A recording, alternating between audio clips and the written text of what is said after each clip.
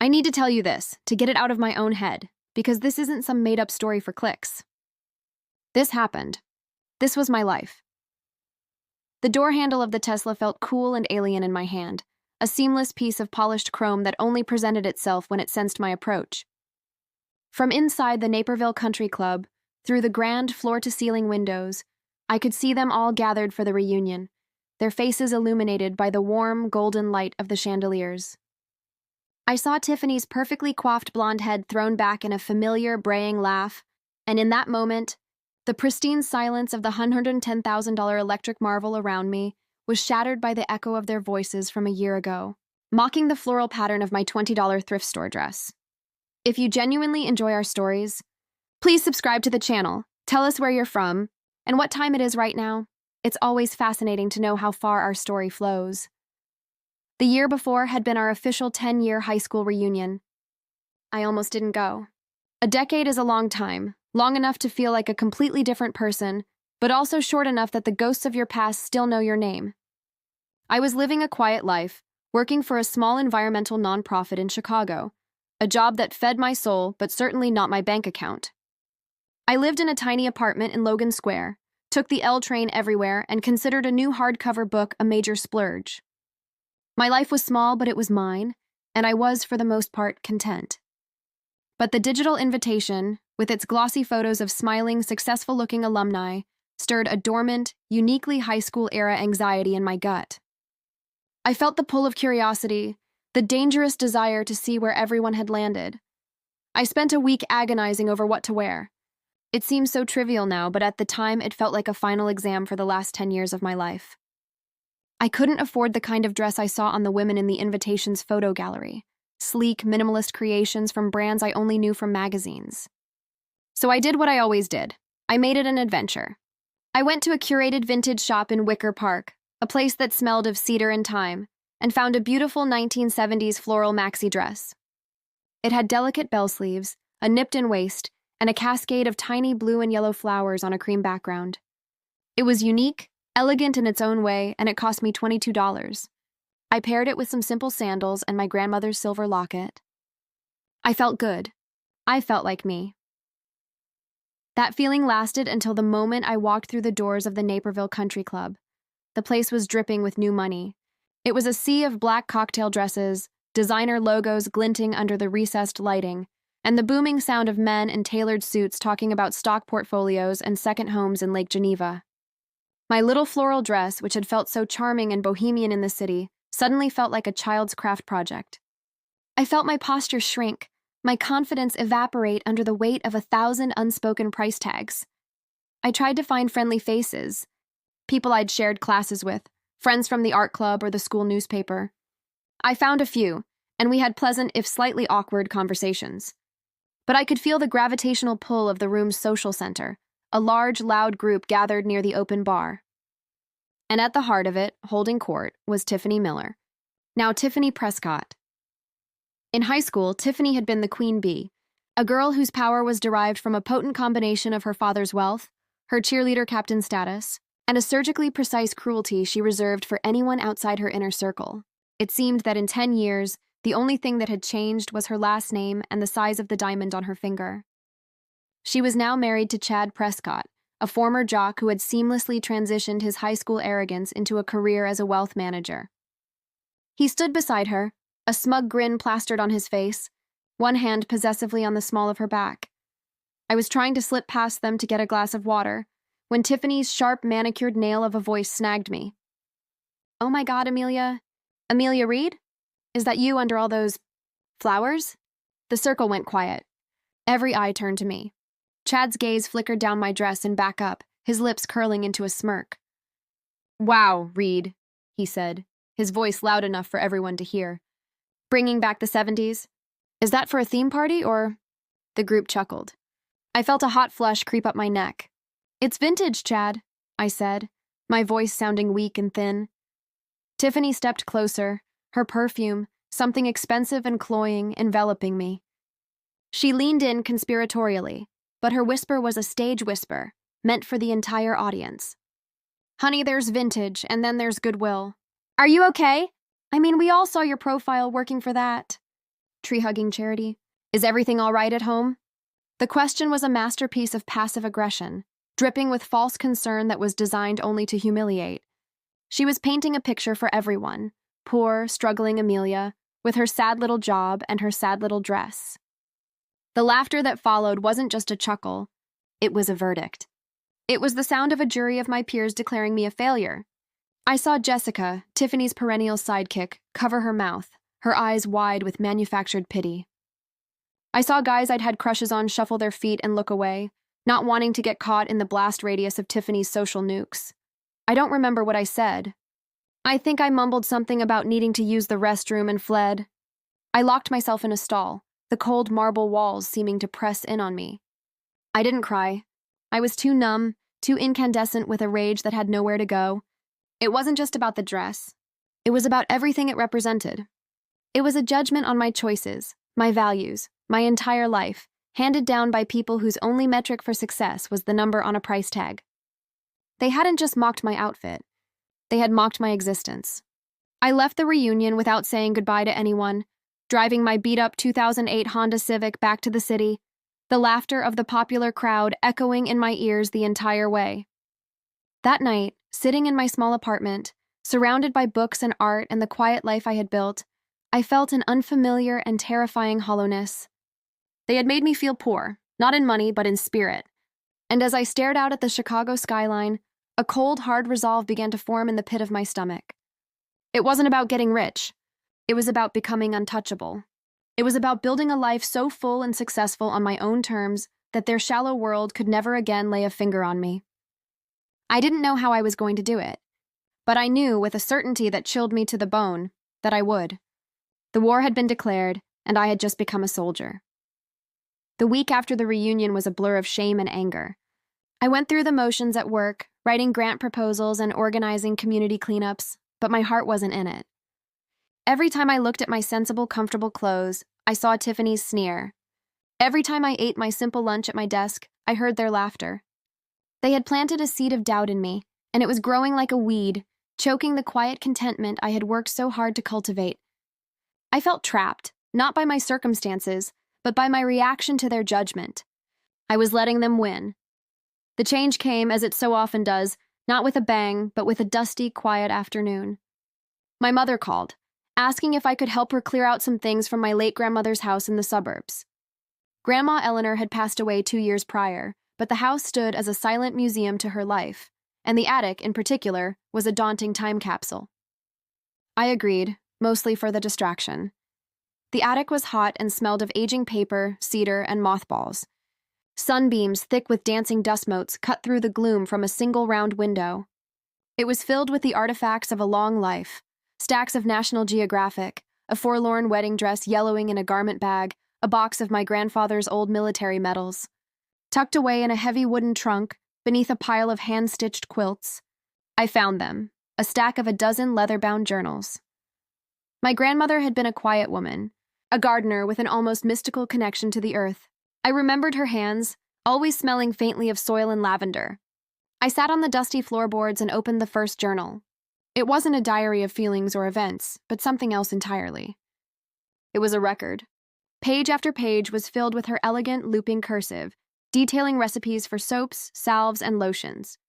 She'd written down observations about the plants in her garden, the best time to harvest chamomile for a calming infusion, the precise temperature to render tallow for a hard, long-lasting bar of soap, the way wild bergamot and rosemary could be blended to soothe aching muscles.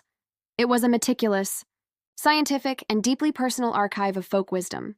I found recipes for gardener's healing salve, using comfrey and plantain, a winter cheer soap with clove and sweet orange, and a sleepy time lotion with lavender and valerian root.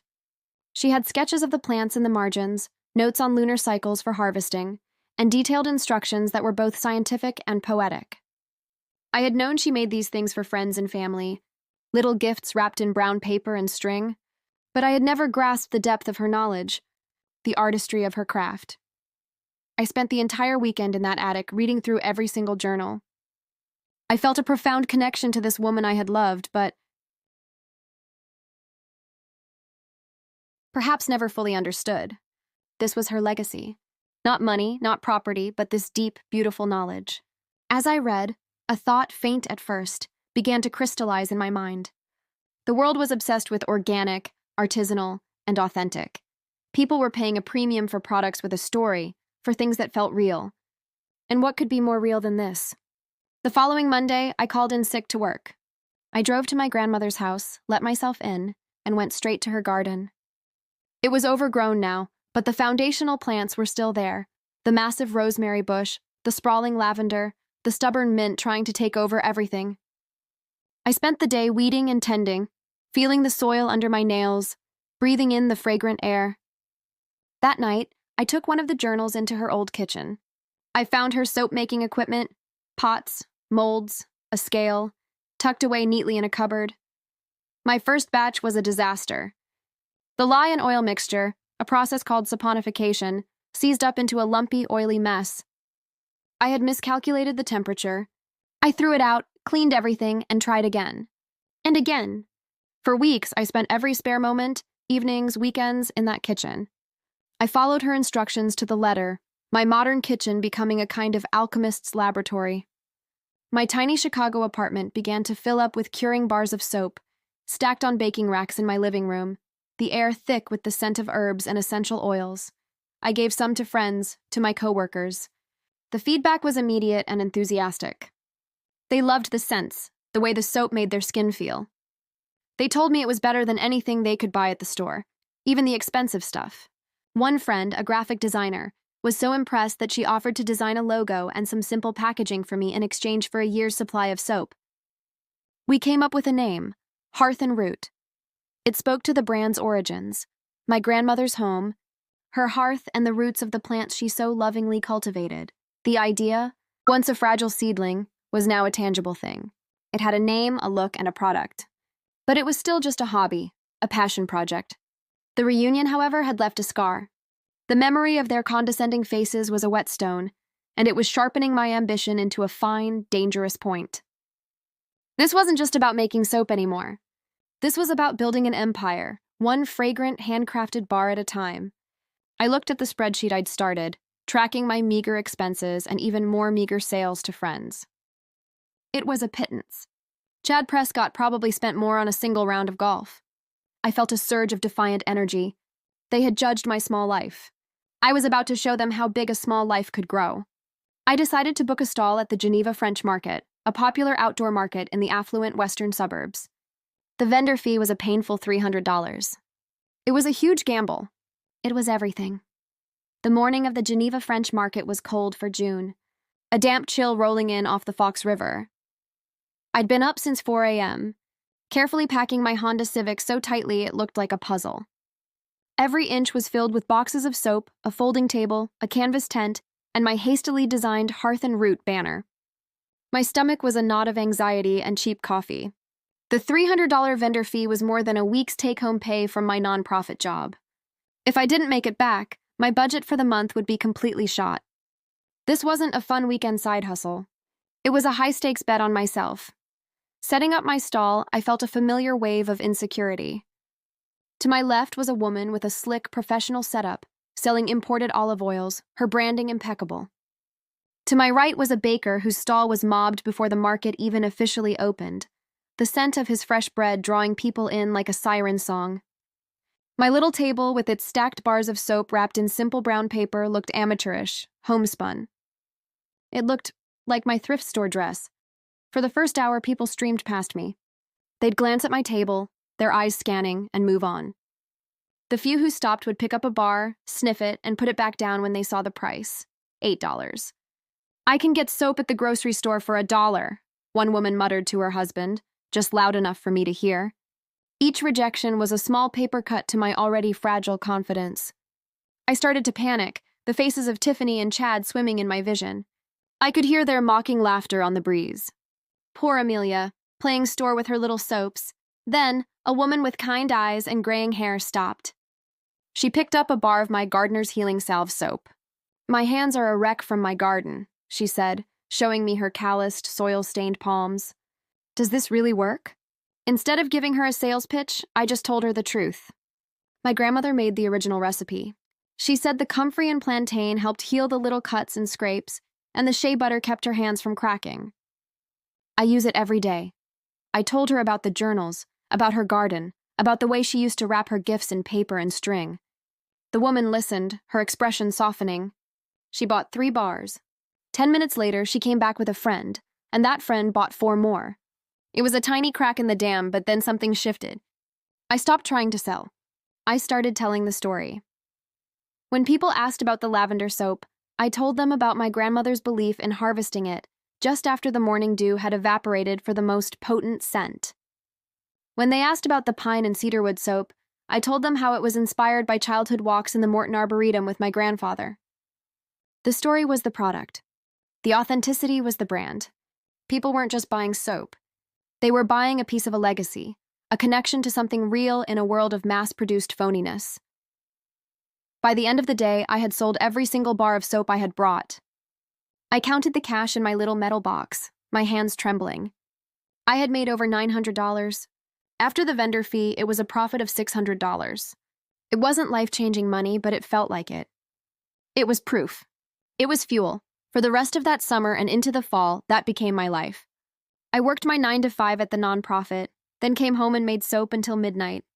My weekends were a blur of farmers' markets all over the Chicagoland area, Naperville, Downers Grove, Wheaton. I reinvested every single dollar I made back into the business, buying better ingredients, more professional equipment, and paying for a simple e-commerce website.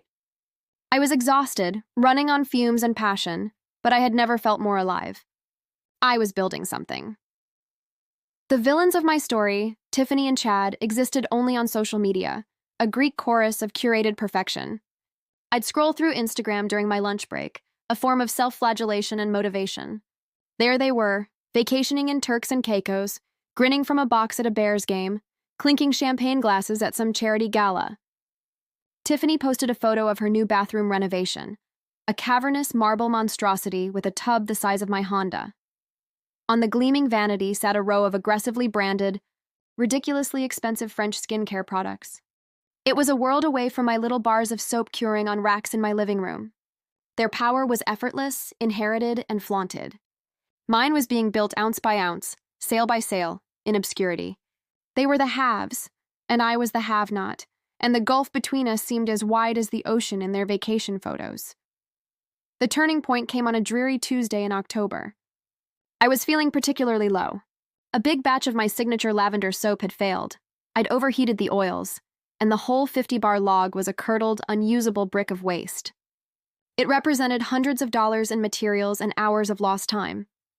I was sitting at my kitchen table, staring at my mistake, feeling the familiar sting of failure, when I had an idea. It was a long shot, a wild Hail Mary, but it was all I had. There was a blogger I followed, a Chicago-based influencer named Urban Flora. She focused on wellness, sustainable living, and small-batch artisanal products. She had a modest but fiercely loyal following of about 50,000 people. She was known for her authenticity and her beautiful, minimalist aesthetic. An endorsement from her could be huge. On a whim, I packaged up a beautiful wooden box with one of every soap I made. I included a handwritten letter, not a press release. I told her the story, all of it. About my grandmother, the journals, the garden, the farmers' markets. I didn't mention the reunion. I didn't mention my motivations. I just told the story of Hearth Root. I paid for rush shipping, sending the package to the P.O. box listed on her blog.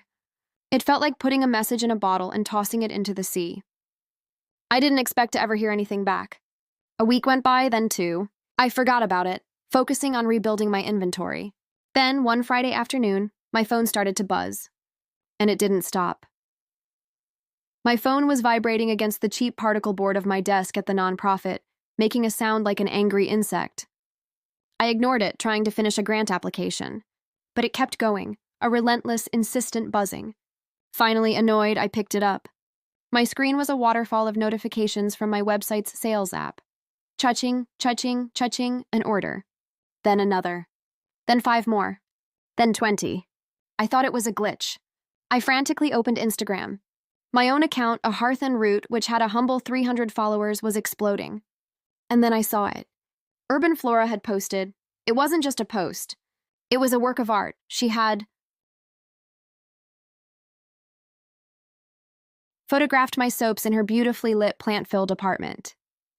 The simple brown paper wrappers looked chic and rustic against her white marble countertops.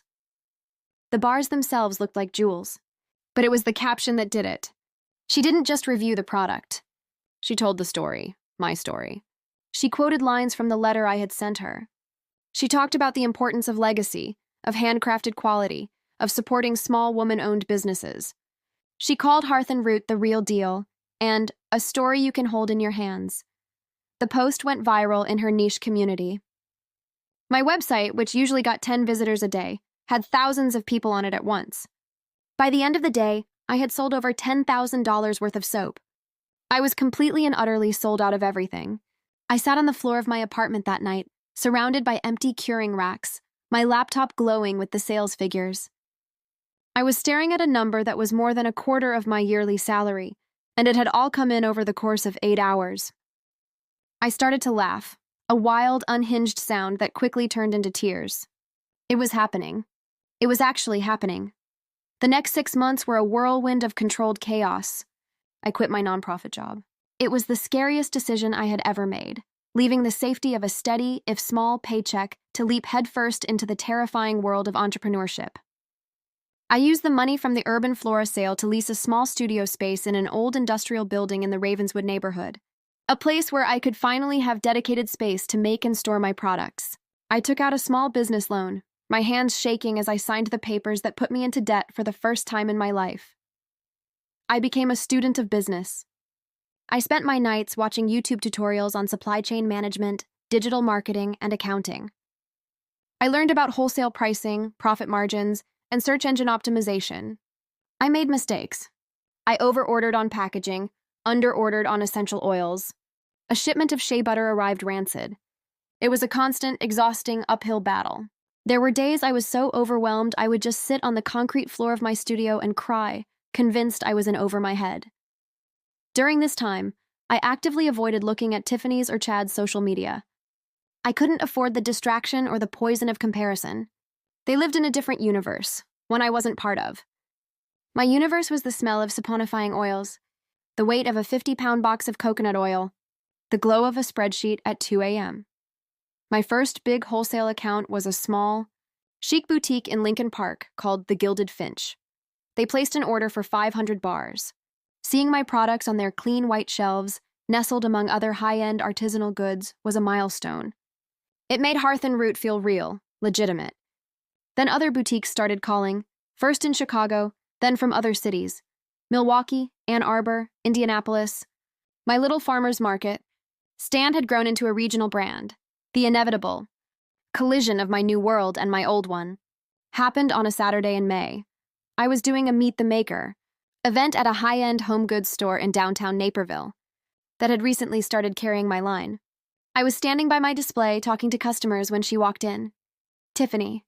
She didn't see me at first. She was with Jessica, her loyal lapdog. They were dressed in expensive athleisure wear, clearly on their way back from a spin class or a bottomless mimosa brunch. Tiffany drifted towards my display, drawn in by the crowd around it. She picked up a bar of my winter cheer soap, the one with clove and sweet orange. Her perfectly manicured fingers ran over the label. Hearth Root, she read aloud, her voice laced with a faint, dismissive curiosity. Never heard of it. Then she looked up, and her eyes met mine. The recognition was instant. A flicker of confusion, then a flash of something unreadable. Annoyance? Surprise crossed her face. Her professionally whitened smile was a brittle, perfect thing. Amelia, what are you doing here? The question was phrased as if she had just found me mopping the floors. This is my company, I said, my voice even and calm. I felt a strange, detached serenity. The power dynamic had subtly, almost imperceptibly shifted. I was not a guest in her country club now. She was a customer in a store that carried my product. Jessica's jaw literally dropped. You make soap? Tiffany recovered quickly, her condescending mask slipping perfectly back into place. She put the bar down. Well, isn't that quaint, she said, drawing the word out. She turned to the store owner who was standing nearby and said, loud enough for me to hear, you have to be careful with these little local brands. The quality control can be so inconsistent. She was trying to poison the well, to reassert her dominance by casting doubt on my professionalism, right in front of my retailer. The store owner, a sharp woman in her 50s named Carol, didn't miss a beat. "Actually, Tiffany," she said, her voice cool and pleasant, "Hearth Root is one of our top-selling brands. Customers love it.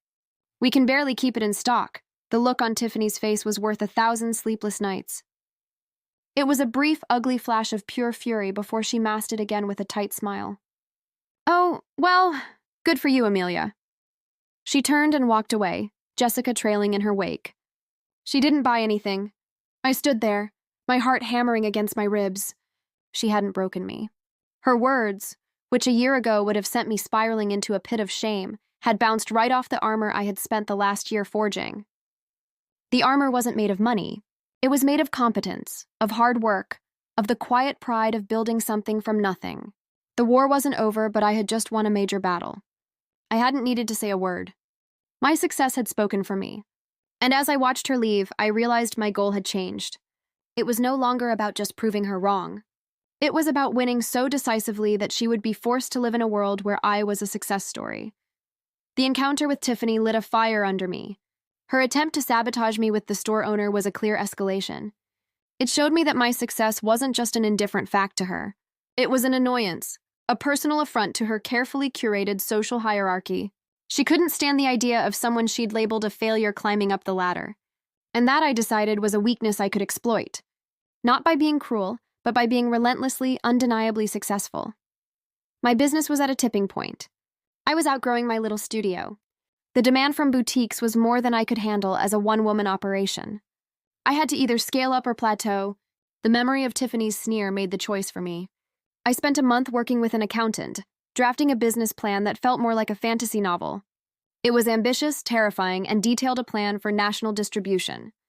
The centerpiece of the plan was a partnership with a major national retailer. My target was a chain I'll call Viridian Market, a high-end organic grocery store, the kind of place Tiffany and her friends shopped at every week. Getting my product onto their shelves wouldn't just be a business victory. It would be a checkmate. I spent weeks researching, developing new products to round out my line, lotions, bath salts, candles, all based on my grandmother's journals. I perfected my pitch deck. I felt like an imposter, a soap maker playing CEO, but I pushed through the fear. I finally got a meeting, not with the head buyer, but with a junior assistant buyer in their regional office in downtown Chicago. It was all I could get. I walked into that corporate office in the West Loop feeling like I was back at the reunion. It was a world of glass walls, gray suits, and hushed, important-sounding phone calls. My simple, well-made dress felt inadequate. I was led to a small, sterile conference room to wait. 20 minutes after our scheduled meeting time, the assistant buyer, a young man named Kevin who looked bored before I even opened my mouth, sauntered in. He barely glanced at me, taking a seat and tapping impatiently on his phone. "Okay, Hearth Root," he said, not even looking up. "You've got 15 minutes. What's the pitch?" I took a deep breath. I didn't launch into sales figures or profit margins. I put a single unwrapped bar of my Sleepy Time lavender soap on the table in front of him. "Smell that," I said. He looked up, annoyed, but he picked it up. He held it to his nose. His expression changed. The tension in his shoulders eased just a fraction. "Okay," he said, his interest piqued for the first time. "That's nice. My grandmother grew that lavender," I said. And I told him the story. I told him everything. I spoke not as a CEO pitching a product, but as a granddaughter honoring a legacy. I told him about the attic, the journals, the farmers' markets, the urban flora post. I made him see the journey. At the end, I opened my laptop and showed him my sales growth, my customer testimonials, my press clippings. I had done my homework. I knew their customer demographics, their brand ethos. I showed him not just how my product was good, but how my story was a perfect fit for their story. When I finished, Kevin was silent for a long moment. He was looking at me now, really looking at me. "I'm not the guy who makes the final decision," he said slowly. "But I'm going to get you a meeting with the person who is." That meeting was the final boss battle.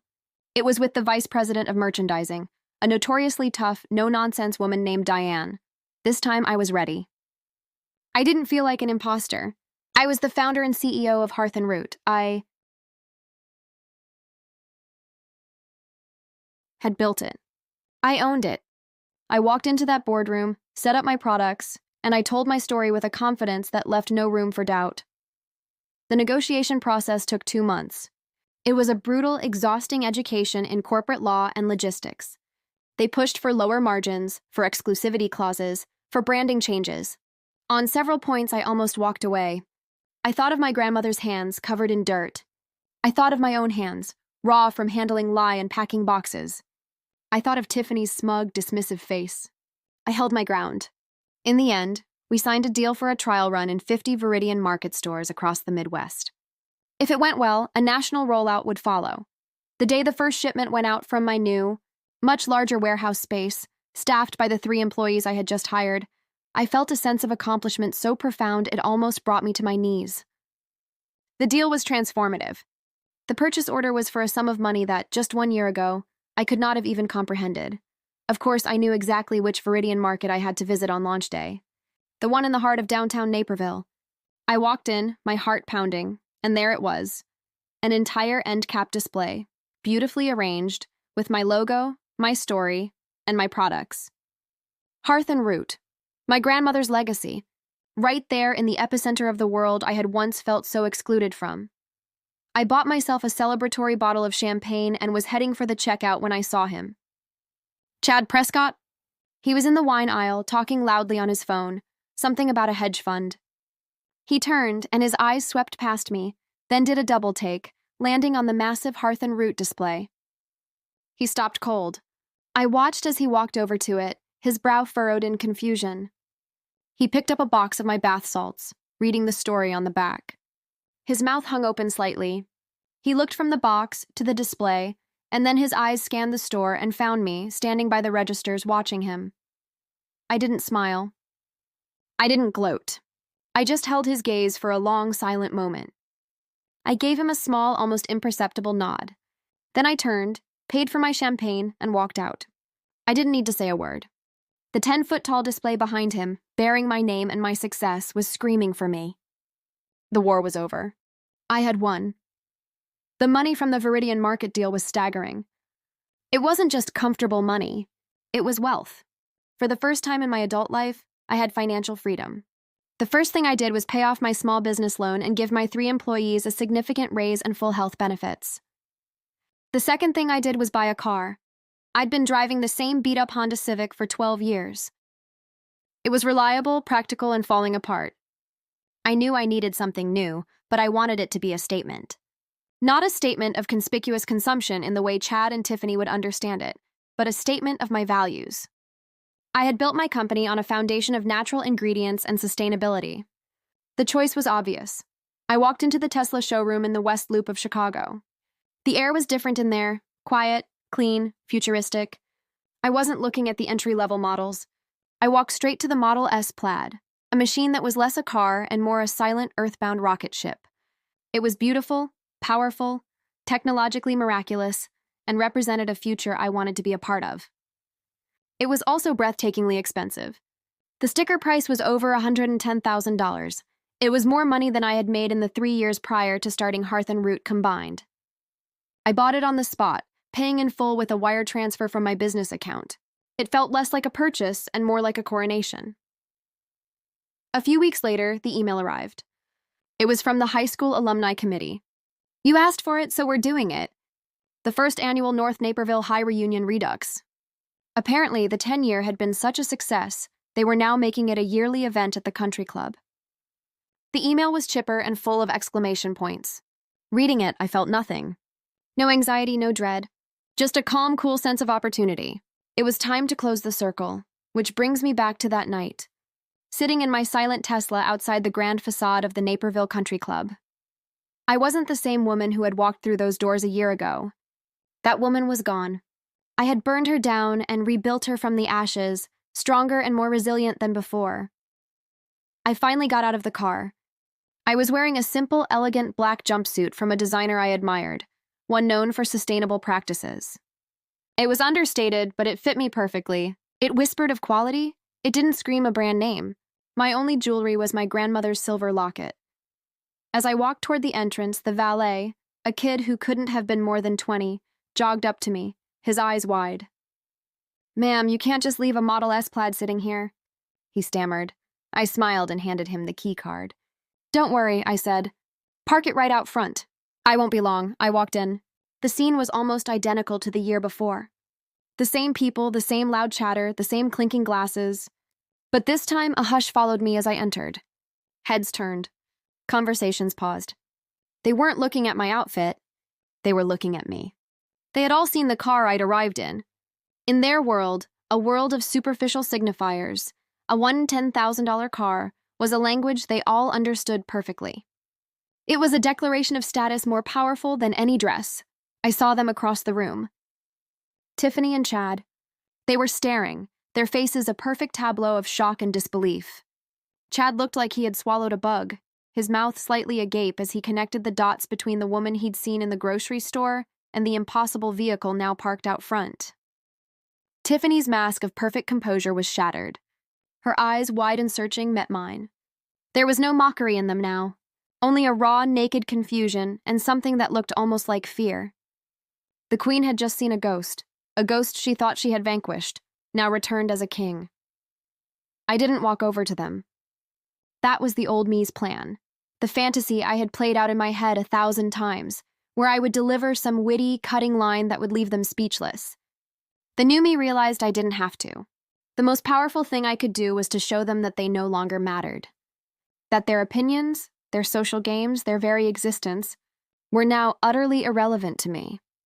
I smiled warmly at a group of people from my old art club, people who had been kind to me a year ago, and walked over to them. I spent the next hour talking and laughing with them, catching up on their lives, their kids, their jobs. I never once looked in Tiffany's direction, but I could feel her eyes on me the entire time, a burning, insistent stare. I was ignoring her, and in her world, being ignored was a fate worse than being hated. It was erasure.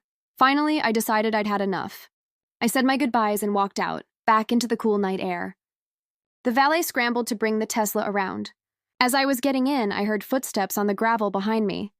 Amelia? It was Tiffany. She was alone.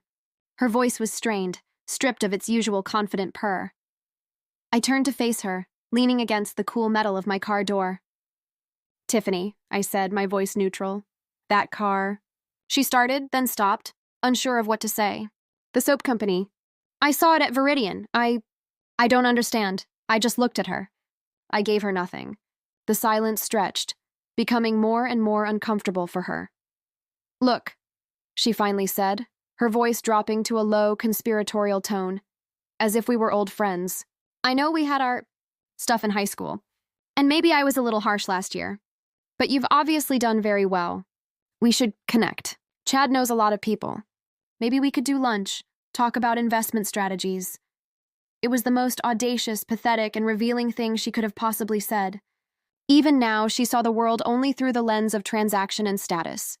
She saw my success not as something I had earned, but as an asset she could now associate with, a new shiny object to add to her collection.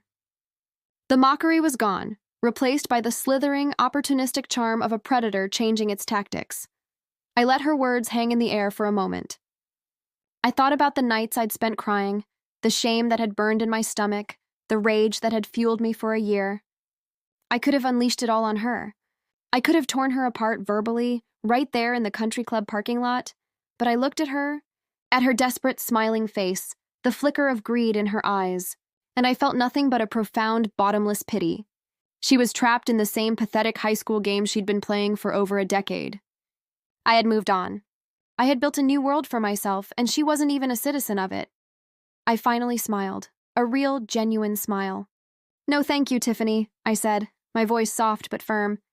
I'm not looking for any new investors. I got into my car.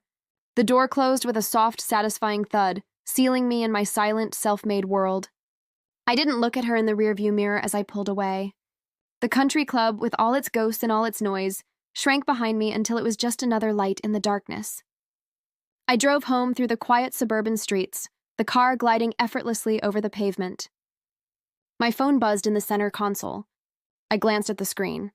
It was a friend request on Instagram from Tiffany Prescott. I let the request hang there in the digital silence, a ghost from a life I had burned to the ground to build my own. The end.